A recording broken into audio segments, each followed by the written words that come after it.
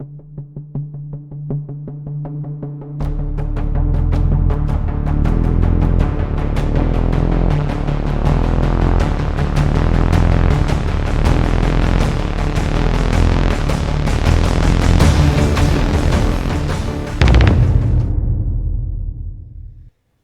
everybody, welcome back to the channel and welcome to a video that I've been planning on doing for a long time, and it's finally time to do so. So what are we talking about here? We're talking about body proportions. Now if you know my channel, you know I do live streams frequently, and when I talk to 3D artists, one of the questions I get all the time is, do I need to be able to draw, right? My drawing skills are not, up to par. Is that going to hinder me as a 3D artist and so forth? And what I always say is, well, you don't necessarily have to be able to draw, but it's really important for you to understand the technical aspects of drawing, right? Things like, composition and vanishing points and all that. Now, one of the things you get taught when you're learning how to draw is human proportions. Now, before we dive into that, I'm well aware that every person is unique and there's no one standard for body proportions. Some people are tall, some people are not. You get the idea, right? That said, though, there is kind of a guideline that's used when you are drawing to have an idea of, what the body proportions could or should be. So that's what this video is about. Why? Well, because I see a lot of artwork where it's just off, right? Arms are too long, legs are too short, that kind of stuff. And not as in, diversity of people, but just simply off. So enough talking, let's look at what we got going on here. Right, so if we look at this image right here, this is of course a very famous one by Leonardo da Vinci. It's the Vitruvian Man. And you can see, looking at the position of the man and the stretch or the reach of the arms, right, and of the legs, you got a cube going on right here and you got a circle going on right there. So this is an easy thing to do if you are sculpting or modeling a character, to see, how does that work out from a proportion standpoint. Okay, now you're going to see this thing all over the place. So just Google Vitruvian Man, right, or Vitruvian Woman. There are images for that as well. That brings me to the next thing. Typically, body proportions for men and women are different. And again, it kind of depends on the use of the character. So if we look on the right here, you see squares and you see characters. So we've got squares going on here and characters, and you can see they're getting taller and taller. Now, what's that all about? All right, first of all, this is the male proportions, right? This is for females. So let's look at this right here for a minute, all right? So let's look at what we got going on here. We've got squares, 1, 2, 3, 4, 5, 6, 7.5 for this guy. Now, if you're in drawing class, they'll probably tell you that a male human body is approximately 7.5 times the height of his head, right? So that's what this is about.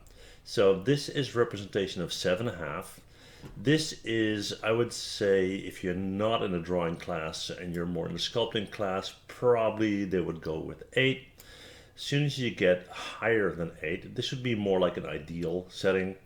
8.5, that's kind of on the high end. You're looking at, models, fashion, that kind of thing. And if you're looking at 9, let me check here, 1, 2, 3, 4, 5, 6, 7, 8, 9, yep. 9, then we're looking at superheroes. So we're looking at, Captain America, that kind of thing.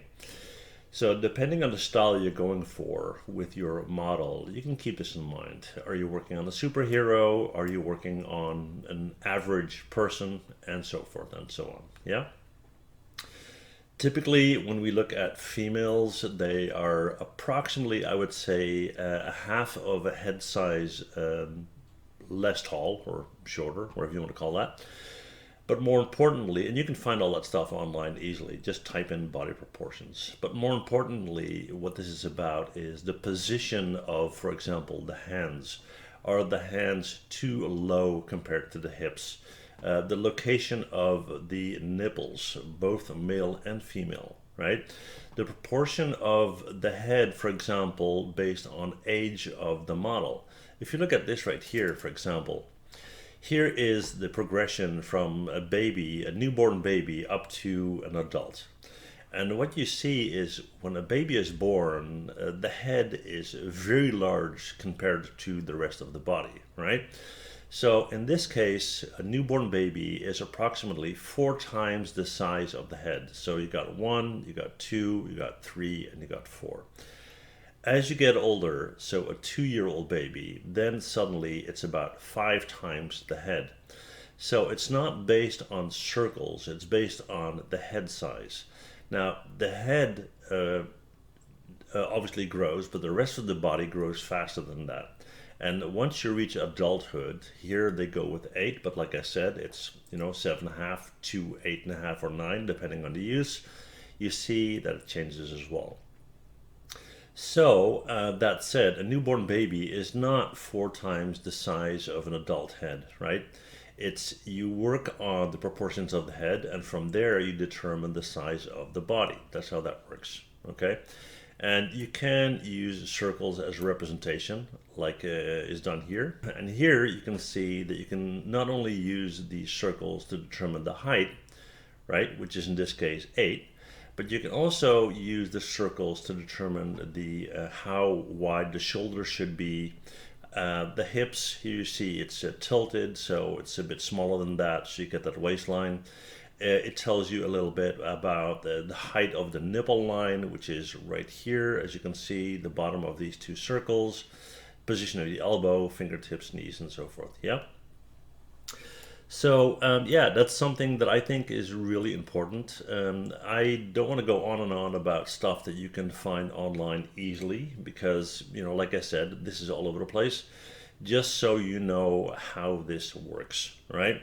So just to recap, it's based on head size. It progresses over time. So a newborn baby, 4 times head size, up to an adult male, anything between 7.5 and 9, depending on the application. And then in this position right here, you can see how you can also determine the width of the shoulders, the waist, and so forth. Yeah. So just go online, Google for body proportions, male, female, age progression, and so forth, and you should be fine. Let me know if this kind of thing is helpful for you. I'm going to be doing character tutorials in the future. And yeah, I want to address the stuff that you guys struggle with. This seems to be one of these things. So hopefully this will help you on your way to success. Okay? Thanks for watching. As always, guys, love to see you again. If you enjoyed the video, please hit that thumbs up. And if you're not subscribed just yet, please do. Thanks. Bye. Yeah. Big dog status. Yeah. Big dog status, I'm a big dog vet. I pull up on the block in a big Corvette.